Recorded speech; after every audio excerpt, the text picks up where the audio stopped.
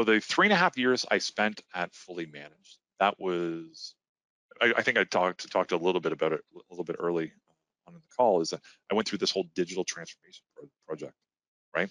Um, uh, this particular MSP that I worked for was originally a VAR, value-added reseller. So basically, you take hardware and you take software, and if you need that hardware or software, you buy it from me and increase margins, and that's how you get your profitability. That's how a lot of this MSP industry started 20 some years ago. Through the transition into managed services, right? A lot of people started with break fix, something tangible, right? If time and material, like if I'm going to spend 2 hours, I'm going to get paid for 2 hours, right? That's how the evolution started. VAR, time and material, managed services, and now we're into the whole proactive fully managed thing. So, but that was a huge leap for the business that I was working for, because they would never risk spending 2 hours on something and only getting paid for one, right? Couldn't hear of it. That's impossible. Well, the model really is predictability, right? You know, if you're going to do proactive, you have to be able to predict your profitability month over month, customer by customer, right? So you have to use a lot of these metrics. You know, we were talking about MTTR as one of them. So it sounds like back, that was Brian. Brian indicated that they were a little weak in that particular benchmark. And honestly, there's probably 50, 60 benchmarks that I'm familiar with. I built probably 40 myself. Not that I'm like the author of benchmarking by any means, but I did a lot of fact finding and talking to MSPs and kind of putting this all together. So I have some direct knowledge on how to kind of assemble it. Technologically speaking, I kind of grabbed all the different sources and was able to assemble it using certain tools. But in terms of Caleb's question around technology stack, direct experience, and the reason why I was talking about the longevity of an MSP, you know, value-added reseller, time and materials business, now doing proactive, over that lifespan, what happens is, you know, and we're all guilty of this. Even as consumers, we kind of add in and layer on more and more, and we kind of didn't sometimes forget or discard the old.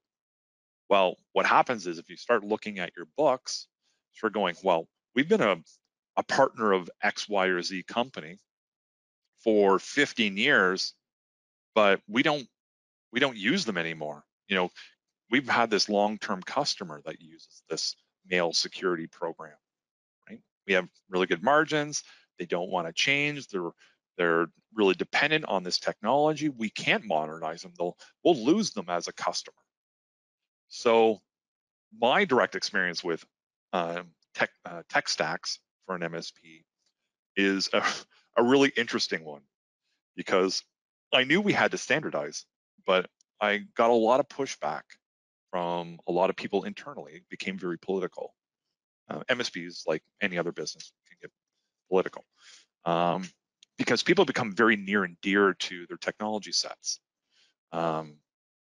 especially if you've been in business for over 10 years, right? When you started your business year one, how you're operating in year 10, that maturity is way different, right?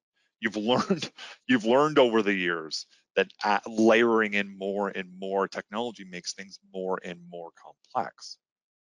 And when I went to this MSP, they had over 70 vendors in their list, 70 vendors.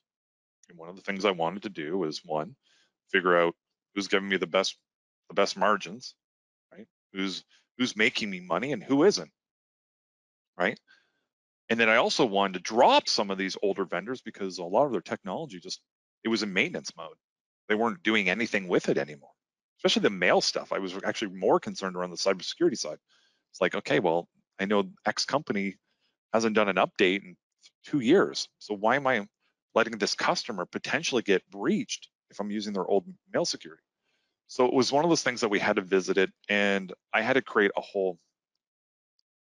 the segue really being is that I started really, really quickly, and then I realized I had to take a step back, and I had to go much slower, right? I had to call these vendors.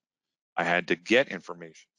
I had to get buy-in from VPs and their subordinates around change. Not everybody wants change. Everybody's really fearful of change, but it's a really important exercise. And it's also something that MSPs have to do month in, month out, year in, year out, right? Enable included. Well, we have to compete for your business month to month. Absolutely. And it's one of those things where if we fall by the wayside, hey, maybe there's going to be another RMM vendor that's better, or documentation vendor that's better, or what have you. Right? We have to be able to compete, and by doing so, we have to be able to modernize. Obviously, we're enhancing and making our products more secure, right? And you have to revisit that to make sure that you're offering your customer and your business the best value.